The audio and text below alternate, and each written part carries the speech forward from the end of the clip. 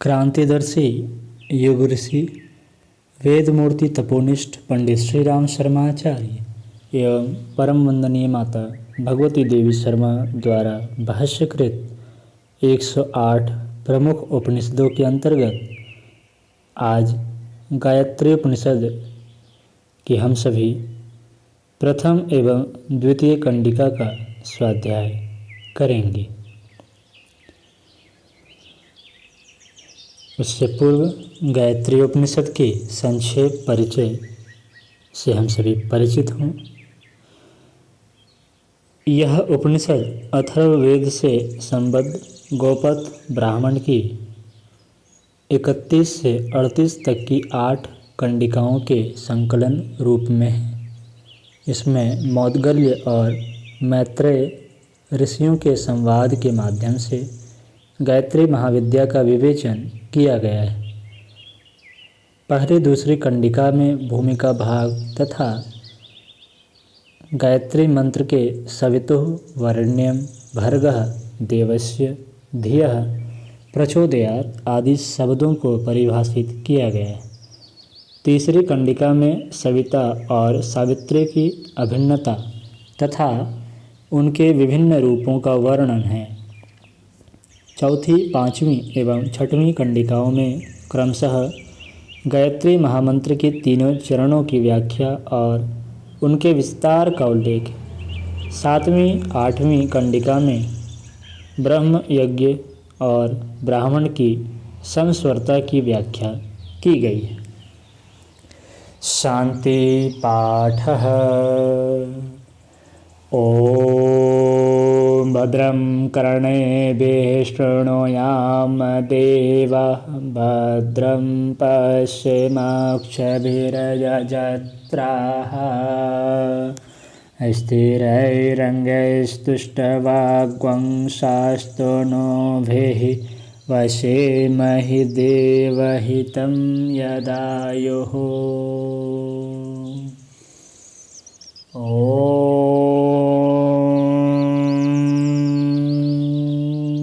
शांति शांति शांति।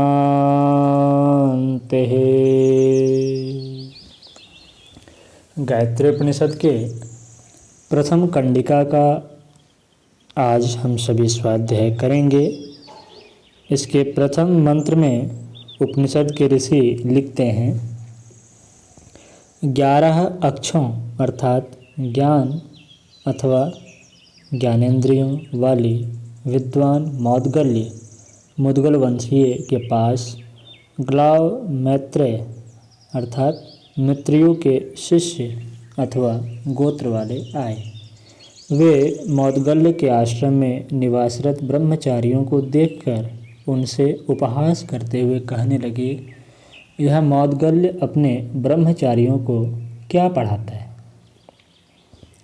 इस मंत्र की व्याख्या करते हुए युग ऋषि परम पूज्य गुरुदेव लिखते हैं, 11 अक्ष यह संबोधन उनके विशेष ज्ञाता होने का प्रमाण है। 10 इंद्रियों या 10 प्राणों, 5 मुख्य प्राण और 5 उपप्राण के अतिरिक्त जिनका आत्म तत्व भी जागृत है, उन्हें 11 अक्षों पहलुओं वाला कहा गया है। दूसरे मंत्र में उपनिषद के ऋषि लिखते हैं, मौद्गल्य के ब्रह्मचारी ने यह बात सुनकर अपने आचार्य से जाकर कहा, जो आज यह अतिथि हैं, उन्होंने आपको अज्ञानी बताया है। मौद्गल्य ने पूछा, क्या वे विद्वान हैं? शिष्य ने उत्तर दिया, हाँ देव, वे तीनों वेदों के उपदेशक हैं। तीसरे मंत्र में उपनिषद के ऋषि लिखते हैं, हे सौम्य, उनका जो विद्वान तत्वदर्शी तथा विजयाकांक्षी शिष्य है, उसे तुम मेरे पास ले आओ। मौद्गल्य ने अपने शिष्य से कहा। चौथे मंत्र में उपनिषद के ऋषि लिखते हैं, वह उसे बुला लाया और आचार्य से कहने लगा, गुरुवर, वह यह है।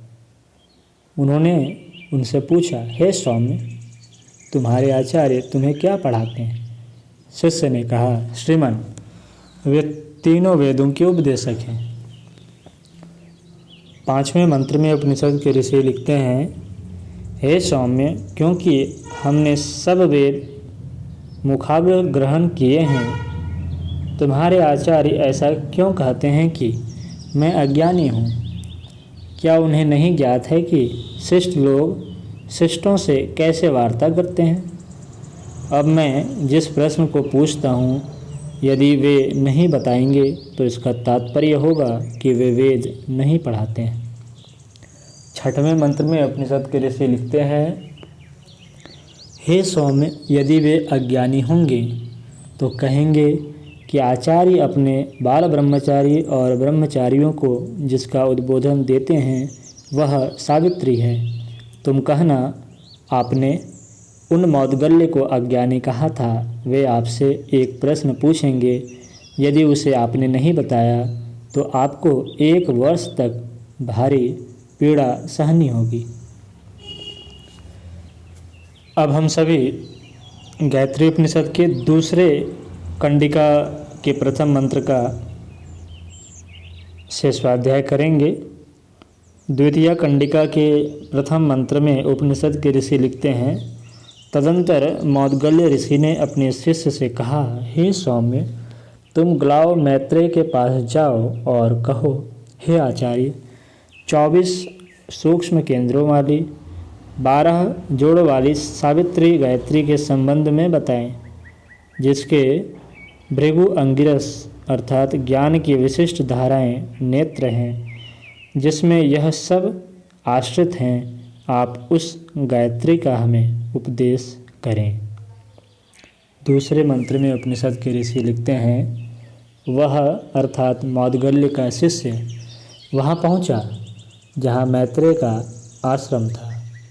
उसने उनसे अर्थात मैत्रेय से पूछा, किंतु वे उस प्रश्न का उत्तर न दे सके। तदंतर उसने उनसे कहा, भगवान, आपने मौद्गल्य को अज्ञानी बताया था। उन्होंने आपसे प्रश्न पूछा और आप न बता सके, सो आपको 1 वर्ष तक पीड़ा सहनी होगी। तीसरे मंत्र में उपनिषद के ऋषि लिखते हैं, उन मैत्रेय ऋषि ने अपने शिष्यों से यथार्थपूर्वक कहा, आप लोग अपने घर को इच्छानुसार प्रस्थान करें। मैंने मौद्गल्य को अयोग्य बताया था। उन्होंने मुझसे जो प्रश्न पूछा है वह मैं नहीं बता सका।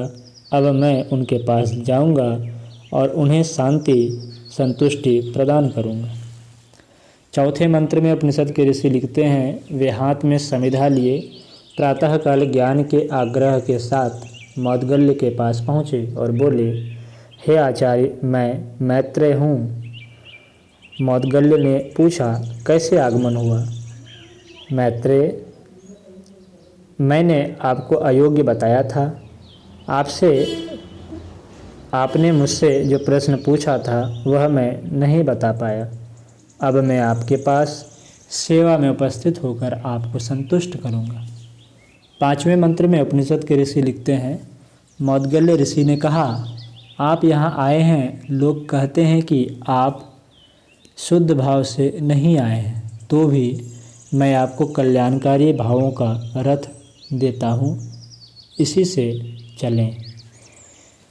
इस मंत्र की व्याख्या करते हुए युग ऋषि परम पूज्य गुरुदेव लिखते हैं, रथ का अर्थ होता है संवाहक कैरियर, जो लक्ष्य तक पहुँचाए। मनुष्य अपने भावों के अनुरूप ही जीवन की गति प्राप्त करता है।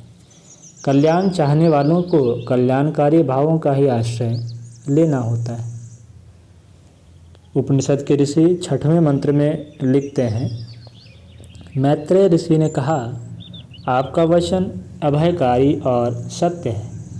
जैसा आप कहते हैं वैसा ही करने के लिए मैं आपके पास उपस्थित हूँ।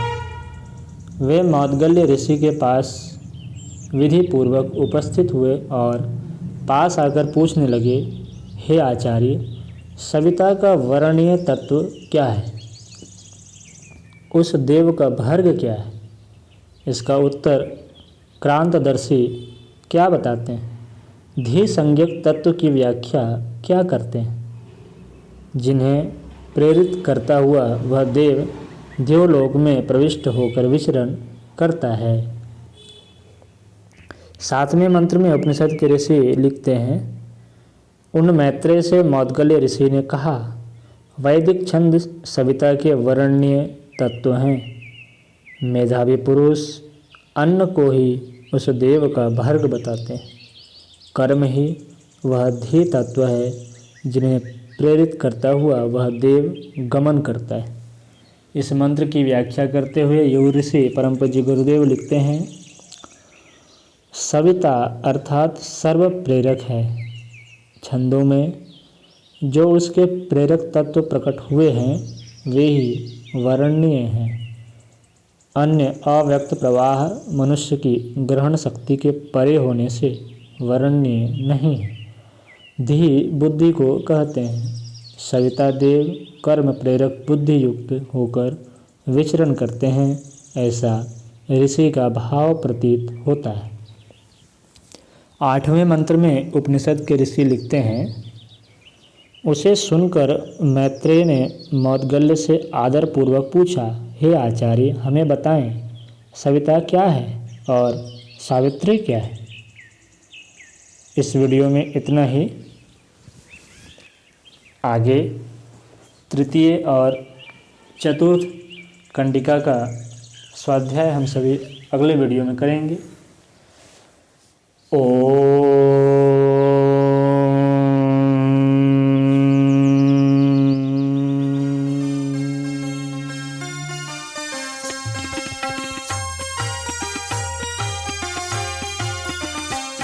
चलो गुरुदेव के सपने सजाने की शपथ ले ली। चलो गुरुदेव के सपने सजाने की शपथ